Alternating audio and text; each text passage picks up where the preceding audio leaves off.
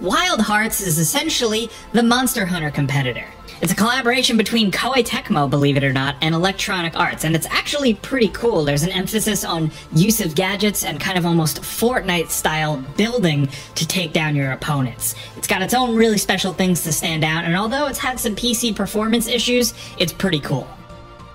Next over at number 49, we have Pizza Tower, which is a really underrated kind of platformer adventure game with an old school style and a really, really cool look to the whole thing. I mean, just look at it. It looks like a hilarious, ridiculous cartoon, and the whole thing is about venturing through levels and up a tower as this pizza chef to save your pizza place. Honestly, if you ask me, that's the pitch for a perfect platformer game, so yeah.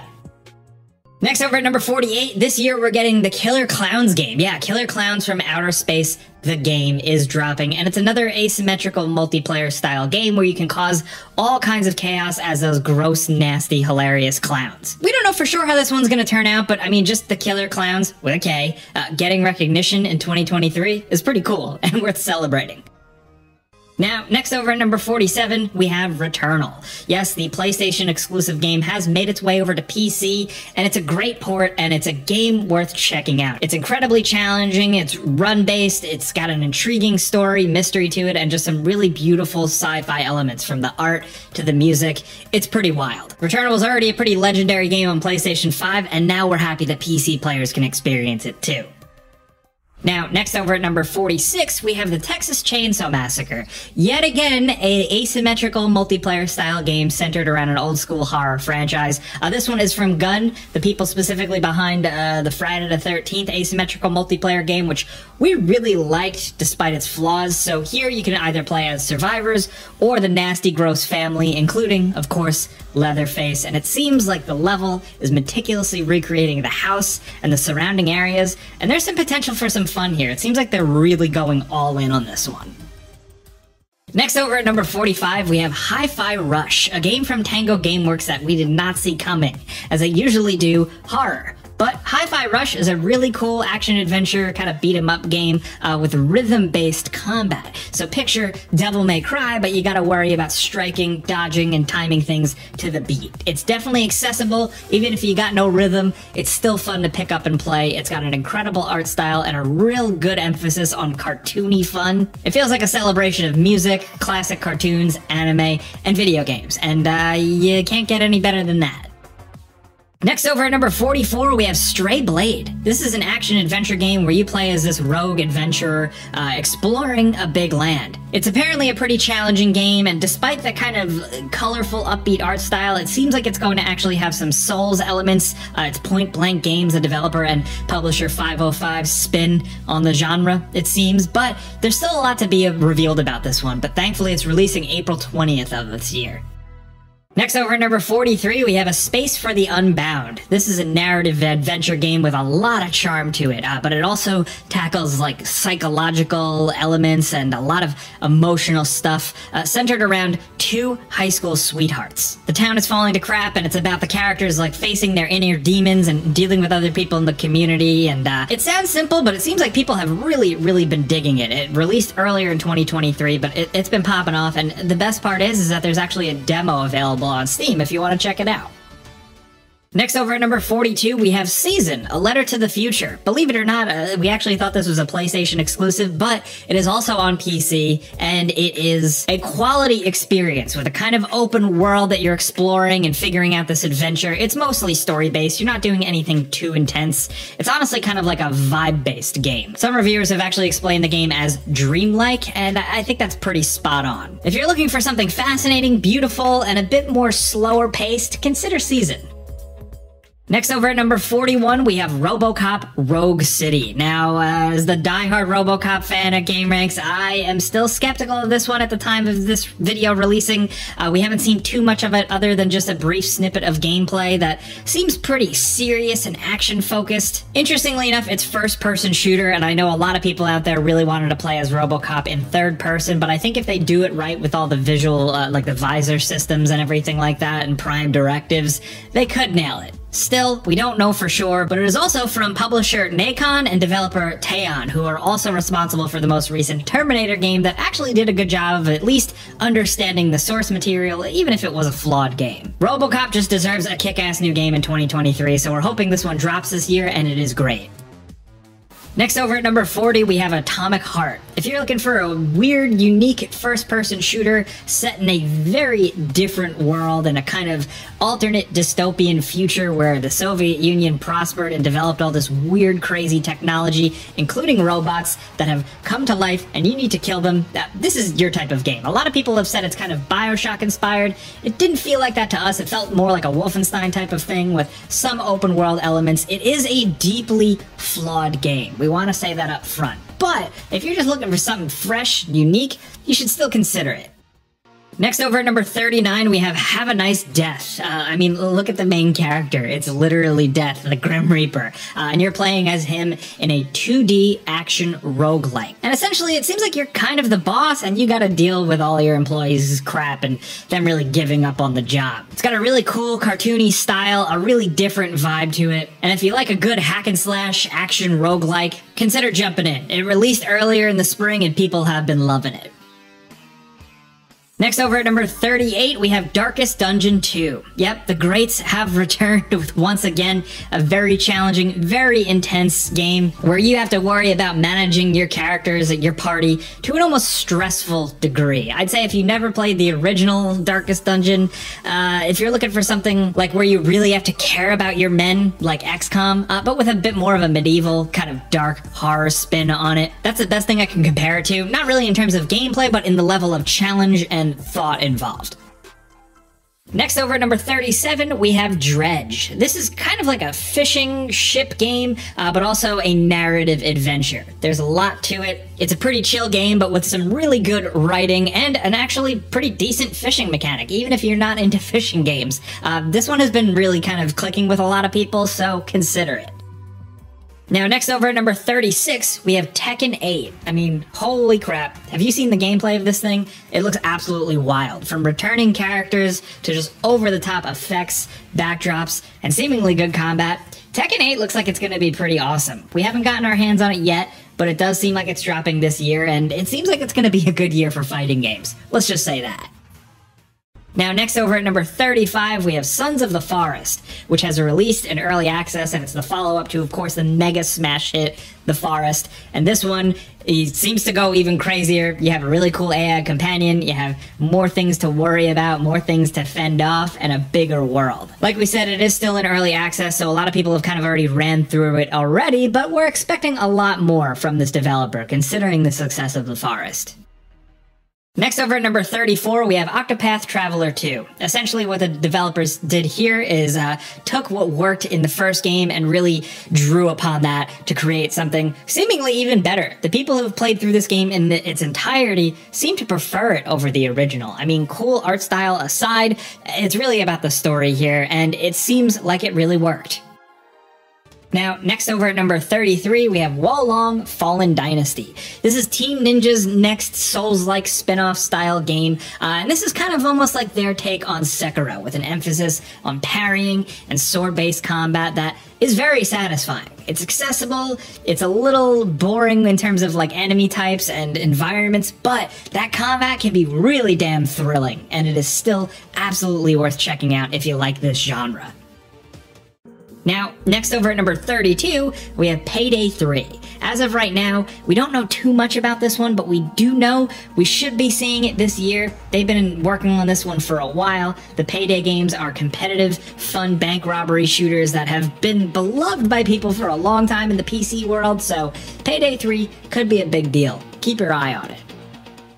Next over at number 31, we have Layers of Fears. This is essentially a re-release, repackaging of the Layers of Fear games, but seemingly with new graphics, everything kind of updated, and new little twists kind of thrown in here and there. We don't know too much about it, but we do know it is dropping soon, and it's a good reason to revisit those games because they were pretty sweet. Next over at number 30, we have Alone in the Dark. This is kind of like a reimagining of the original old game, with a little bit more of an over-the-shoulder, kind of third-person camera navigation and combat and stuff like that. We don't know too much about it yet. This kind of like surprise dropped announced this year, but the return of Alone in the Dark and actually embracing horror, survival horror, mystery, we're all for it. We are absolutely keeping our eyes on this one. Now, next over at number 29, we have Atlas Fallen. This is from the developers behind The Surge and The Surge 2, but they're going in a different direction. It's not really a Souls-like or anything like that. This seems kind of like an old-school, open-world action-adventure game with a cool, kind of fantasy character, big, over-the-top combat abilities, and scary monsters. This has been delayed a few times, but it looks like a refreshing thing. It kind of looks like a mix between Nier Automata and just kind of an old-school Xbox 360, PS3 combat game, like a Darksiders type of thing. And you know what? That checks some of my boxes. Now over at number 28, we have Exoprimal, which is that dinosaur game that when it was first announced by Capcom, people thought it was going to be Dino Crisis. It is certainly not Dino Crisis. It's actually way crazier than that. This is like a PvE VP, like, shooter with so much chaos to the point where, like, the dinosaurs are raining from the sky and you gotta hop in mech suits and murder them and also compete against other players. It's really wild and weird, but it works. It seems like people have been enjoying the beta and we're excited to see more from it this year. Next over at number 27, we have Arc Raiders. This is like a sci-fi, seemingly free-to-play co-op shooter with just a really cool art style to it, and it being in third person. Honestly, there are so many first-person shooters out there. We love some third-person love every once in a while, and just the style of this one is why we've kept our eye on it. Now, next over at number 26, we have The Finals. This is a new multiplayer first-person shooter from some ex-Battlefield developers, and this is like a crazy over-the-top, seemingly Unreal Engine 5 game with beautiful graphics and incredible destruction in small arenas with fast-paced combat. So, picture like the destruction of the old Battlefield days with a fast-paced shooter, and you got The Finals. It's got a little bit of a game show-style spin on it, and the beta was pretty sweet. The destruction is really satisfying. To blow a hole in the wall and then punch an enemy in the face, or just drop a whole building on the opposing team is pretty sweet, and we're excited to see what more comes of this one. Coming down to the halfway mark, we have Stalker 2: Heart of Chernobyl. This is the return of the classic PC franchise, and it's got big shoes to fill because those original games were game changers for PC players. But thankfully, from what we've seen so far, it does look pretty sweet. I mean, from the graphics to all the weird scientific anomalies. The developers have had an uphill battle working on this one, but we're excited to finally see more of it soon. Now, next over at number 24, we have Ark 2. This is the follow-up to Ark Survival Evolved, one of the biggest mainstream survival games to ever hit. That thing was on like every platform. I feel like everybody played it, even if it was kind of busted at the start. But Ark 2 is seemingly going bigger and badder with more budget and Vin Diesel in the game. So yeah, there's that. He's apparently also working on it in some capacity. So yeah, there's that. Anyway, Ark 2 might drop this year. Now, next over at number 23, Alan Wake 2 is slated for this year. We are huge Remedy fans here, from Max Payne to, of course, most recently Control, and Alan Wake finally getting a sequel is great. The people behind Remedy have said that they're going more for survival horror this time, less of like a story action-adventure game, so for them to embrace horror, we're all for it. The original game was creepy, but we hope they take it even further. Next over at number 22, we have Lords of the Fallen. Yep, this is the next game in the Lords of the Fallen series, but it's going in a very different direction, if you could tell, stylistically, way more fantasy-oriented, and probably still having that kind of Souls-like combat, but it looks pretty sweet, not gonna lie. The brief glimpses we've seen seem pretty promising. And next over at number 21, we have Counter-Strike 2. Yes, believe it or not, Valve, after all this time, is finally updating CSGO to a whole new thing with new tech, seemingly new gameplay enhancements, new maps, all that stuff. This is a really, really big deal in a certain sector of the PC gaming market or culture. So when this does drop, which is fairly soon, I expect it to be a pretty big deal. Next over at number 20, we have Homeworld 3. This is the return of the sci-fi RTS series with some crazy-looking fleet combat. I mean, this stuff so far from what we've seen looks really over the top and like they've really stepped it up. If you like space battles, navigating complete 3D space environments, and really being careful about every move, and also just being impressed by the vistas and the technology and the graphics they have here, Homeworld 3 might keep you busy this year. This one's for the real nerds. Shout out to them. Now, next over at number 19, speaking of real nerds, we have Lord of the Rings Return to Moria. If you're a fan of the dwarven stuff from Lord of the Rings, look no further, because they've taken the concept of dwarven mines from Lord of the Rings and applied a really cool gameplay concept to it. This is like a survival crafting game, but like you're building up the mines, and you can do it with friends, and it just seems like a really good idea. If you can see the gameplay, it's cool. That's all we really have to say about that one. We love Lord of the Rings. But moving on over to number 18, we have Senua's Saga Hellblade 2. Now, this doesn't have an official release date at the time of making this video, but they've been working on it for a while, and we're hoping we see it this year because it is the follow-up to the incredible Hellblade Senua's Sacrifice. The graphics seem to be next level here. We've seen Xbox tease it a lot on their platforms, but we know it's dropping on Xbox and PC, and we hope it's good or even better than the first one, because the first one was great, but it had room for improvement, and we hope they kill it. Next over at number 17, we have Baldur's Gate 3. This one has been in early access for a long time, man, and it's a long time coming. The full release is finally coming this year, and people are pretty excited. If you like top-down, good old RPG action, Baldur's Gate seems like it's gonna have a lot, from interesting stories and paths to characters. It seems like they got you covered after all this time. Next over at number 16, we're going to go out on a limb here and talk Pragmata. This was announced a little while back as a PlayStation 5, Xbox Series X, and PC game from Capcom in the RE engine, and it almost seems kind of like Hideo Kojima-esque, weird and trippy sci-fi. Apparently it's going to have some exploration elements and space stuff. Can you tell that there's not really a lot out about this game yet? It's slated for 2023, but we haven't heard anything in a while. Capcom might just come out of the dark with this one. Who knows? But we're gonna wait. Next over at number 15, we have Aliens Dark Descent. The licensed Aliens games have been hit or miss, but when they hit, they really hit. And this one seems like it might hit. It's like a top-down RTS action game where you play as colonial marines facing off against Xenos. You're clearing rooms, you're exploring, you're kind of growing out the fog of war, which in this case is darkness, and you illuminate it with your marines as flashlights. You have to manage their stress levels and their weaponry, and it seems like it's shaping up to be pretty awesome. Next over at number 14, we have Dead Island 2. Dead Island 2 was announced almost like, it feels like freaking 10 years ago or something like that. It's gone through multiple developers, and now it's finally releasing soon. You're gonna go to Hollywood, California, and slash a bunch of zombies in open environments. Not open world though, it's actually kind of level-based, but with big levels, lots of creative over-the-top weaponry, and a ton of gore. We've been waiting a long time for this one. We don't know if it's gonna like live up to that years long wait, but as long as it's a decent zombie game, we're in. Now, next over at number 13, we have Ubisoft's Skull and Bones. This is their kind of competitive, online, multiplayer pirate game where you can build your own pirate ship, man your own crew, and navigate the high seas and either team up with friends or fight against them and steal their treasure. It's actually seemed like it was pretty ambitious, but this is one that's been in the chamber with Ubisoft for a long time. It seems like they've really struggled to get this one off the ground, but 2023 seems like it's going to be finally the year. We've seen gameplay, we kind of have a bit more of an idea of what the game is gonna be, so yeah, fingers crossed. We just like pirate games. We like playing as pirates, and we want to see them succeed.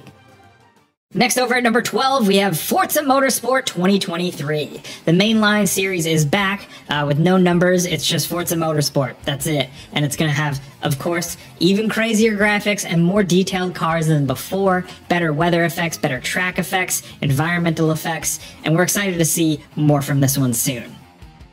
Now, over at number 11, we have Avatar: Frontiers of Pandora. This is Ubisoft's first-person Avatar game, which, as of right now, we haven't seen too much of, but people are billing it as kind of like Avatar with the Far Cry formula. I'm sure there's going to be some differences to it, but to be honest, Avatar is cool. I know some people bash it, but Avatar is pretty cool. It's one of the most popular movies in the world for a reason, and we're excited to see them build out that world in a video game. It's just begging for it. The movie feels like a video game, so it makes sense to kind of go this way. Now over at number 10, we have Star Wars Jedi Survivor. This is the follow-up to Respawn's Star Wars Jedi Fallen Order, featuring Cal Kestis trying to find his way in a galaxy without a Jedi Order. And now, he seems like he's going on a bigger adventure. Literally. Bigger worlds, more fast travel, a bunch of different fighting styles, mounts, and new characters. We're excited for this one. We really like the original, and thankfully, we're not gonna have to wait too much longer for this one.